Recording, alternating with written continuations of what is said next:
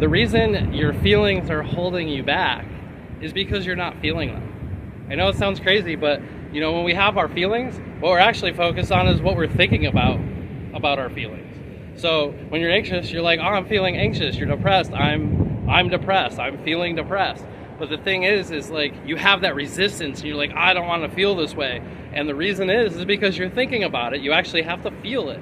So when you have a feeling, feel that feeling. Yes, you're going to acknowledge it with your thoughts, but now you can use your thoughts as a tool to direct your feelings and allow yourself to fully feel the feeling you're feeling, so that way you can get back to the feelings that you want to feel. And that's how you start to get in charge of your emotional state and your thoughts at the same time, is because you're able to think clearly and you're able to feel clearly. It's the same thing with our thoughts. A lot of times we're just on autopilot and our thoughts are just going and we're just listening to them. But what happens is when we slow ourselves down and we get in the driver's seat of our thinking, we can become aware of how we're feeling at the same time. And what we do is when we're in situations where say, oh, I don't do well in groups. I get very anxious in the public or around a lot of people.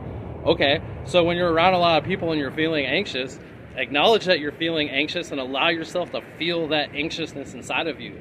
Feel it to the fullness of your being. Be like, yeah, I am feeling anxious. Oh, it's horrible, you know? But the thing is once you do that, it'll kind of discharge through your nervous system and then you can actually function.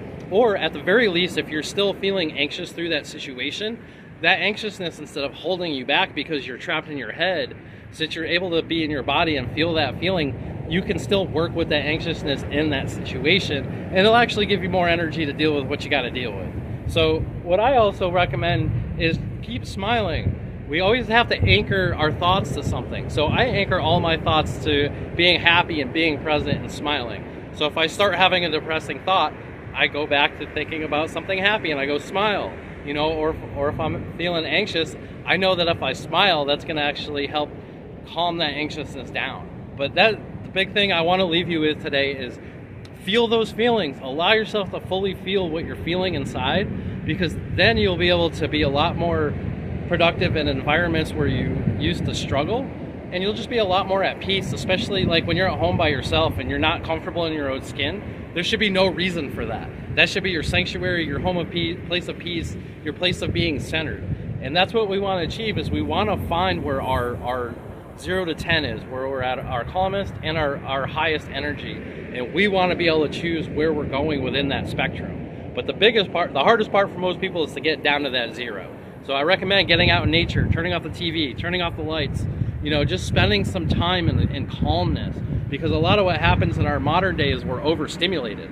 So what happens is we end up with so many conflicting feelings going on that we don't know what to do, and that actually causes us to freeze up.